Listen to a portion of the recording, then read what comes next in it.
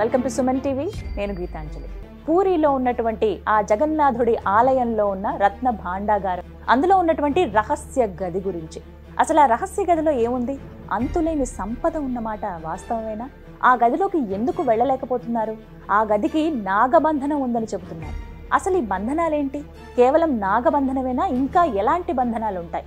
అసలు ఈ బంధనాలు ఎందుకు వేస్తారు? ఎవరు వేస్తారు? ఆ బంధనాలు తొలగించాలంటే ఎటువంటి పూజలు చేయాలి? ఆ బంధనాలు తొలగించడం అసలు ఎవరికైనా సాధ్యమేనా?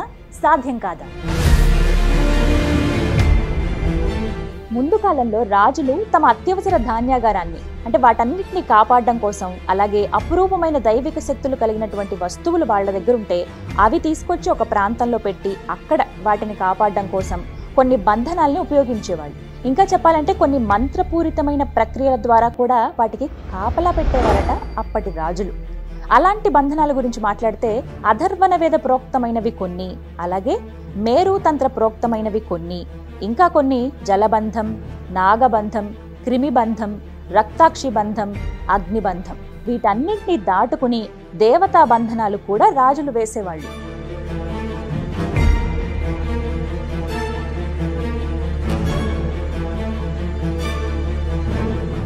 ఇలా మంత్ర ప్రక్రియ ద్వారా చేసిన వాటికి ఒక మనిషి లేదా ఒక వస్తువు ద్వారానే తెరవడానికి వీలయ్యే ఏర్పాట్లు కూడా చేసేవాళ్ళు.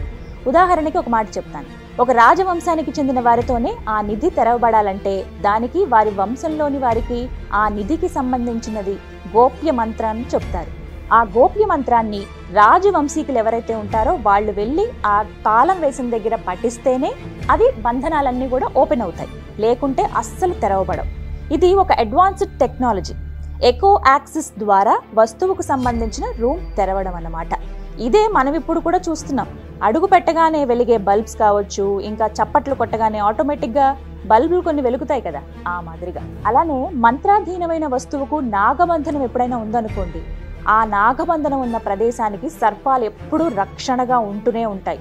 ఎవ్వరూ కూడా అటు దాటి లోపలికి వెళ్లే ప్రసక్తే ఉండదు. అదే రక్తాక్షి విద్యలో అయితే వస్తువును తాకగానే ఆ పట్టుకున్న వ్యక్తి రక్తం కక్కుని మరణిస్తాడు.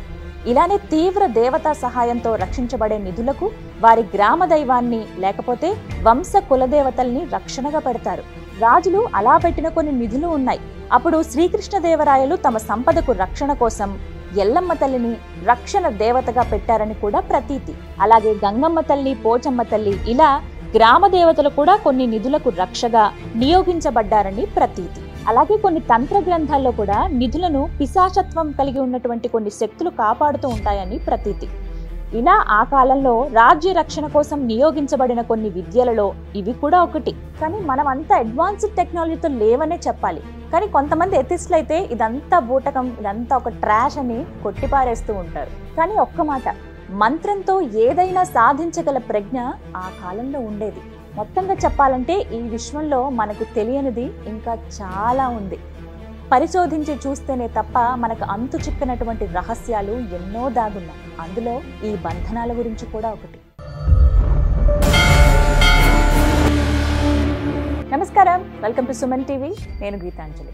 పూరిలో ఉన్నటువంటి ఆ జగన్నాథుడి ఆలయంలో ఉన్న రత్న భాండాగారం, అందులో ఉన్నటువంటి రహస్య గది గురించి. అసలు ఆ రహస్య గదిలో ఏముంది? అంతులేని సంపద ఉన్నమాట వాస్తవమేనా? ఆ గదిలోకి ఎందుకు వెళ్ళలేకపోతున్నారు? ఆ గదికి నాగబంధనం ఉందని చెబుతున్నారు. అసలు ఈ బంధనాలేంటి? కేవలం నాగబంధనమేనా? ఇంకా ఎలాంటి బంధనాలు ఉంటాయి? అసలు ఈ బంధనాలు ఎందుకు వేస్తారు? ఎవరు వేస్తారు? ఆ బంధనాలు తొలగించాలంటే ఎటువంటి పూజలు చేయాలి? ఆ బంధనాలు తొలగించడం అసలు ఎవరికైనా సాధ్యమేనా? సాధ్యం కాదా? ముందు కాలంలో రాజులు తమ అత్యవసర ధాన్యాగారాన్ని, అంటే వాటన్నిటిని కాపాడడం కోసం, అలాగే అపురూపమైన దైవిక శక్తులు కలిగినటువంటి వస్తువులు వాళ్ళ దగ్గర ఉంటే అవి తీసుకొచ్చి ఒక ప్రాంతంలో పెట్టి అక్కడ వాటిని కాపాడడం కోసం కొన్ని బంధనాల్ని ఉపయోగించేవాళ్ళు. ఇంకా చెప్పాలంటే కొన్ని మంత్రపూరితమైన ప్రక్రియల ద్వారా కూడా వాటికి కాపలా పెట్టేవారట అప్పటి రాజులు. అలాంటి బంధనాల గురించి మాట్లాడితే అధర్వణ వేద ప్రోక్తమైనవి కొన్ని, అలాగే మేరు తంత్ర ప్రోక్తమైనవి కొన్ని, ఇంకా కొన్ని జలబంధం, నాగబంధం, క్రిమిబంధం, రక్తాక్షి బంధం, అగ్నిబంధం, వీటన్నింటినీ దాటుకుని దేవతా బంధనాలు కూడా రాజులు వేసేవాళ్ళు.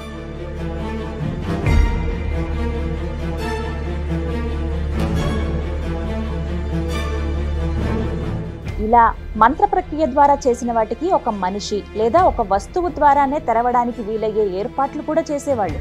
ఉదాహరణకి ఒక మాట చెప్తాను. ఒక రాజవంశానికి చెందిన వారితోనే ఆ నిధి తెరవబడాలంటే దానికి వారి వంశంలోని వారికి ఆ నిధికి సంబంధించినది గోప్య మంత్రాన్ని చెప్తారు. ఆ గోప్య మంత్రాన్ని రాజవంశీకులు ఎవరైతే ఉంటారో వాళ్ళు వెళ్ళి ఆ తాళం వేసిన దగ్గర పఠిస్తేనే అది బంధనాలన్నీ కూడా ఓపెన్ అవుతాయి, లేకుంటే అస్సలు తెరవబడవు. ఇది ఒక అడ్వాన్స్డ్ టెక్నాలజీ. ఎకో యాక్సిస్ ద్వారా వస్తువుకు సంబంధించిన రూమ్ తెరవడం అన్నమాట. ఇదే మనం ఇప్పుడు కూడా చూస్తున్నాం. అడుగు పెట్టగానే వెలిగే బల్బ్స్ కావచ్చు, ఇంకా చప్పట్లు కొట్టగానే ఆటోమేటిక్గా బల్బులు కొన్ని వెలుగుతాయి కదా, ఆ మాదిరిగా. అలానే మంత్రాధీనమైన వస్తువుకు నాగబంధనం ఎప్పుడైనా ఉందనుకోండి, ఆ నాగబంధనం ఉన్న ప్రదేశానికి సర్పాలు ఎప్పుడూ రక్షణగా ఉంటూనే ఉంటాయి. ఎవ్వరూ కూడా అటు దాటి లోపలికి వెళ్లే ప్రసక్తే ఉండదు.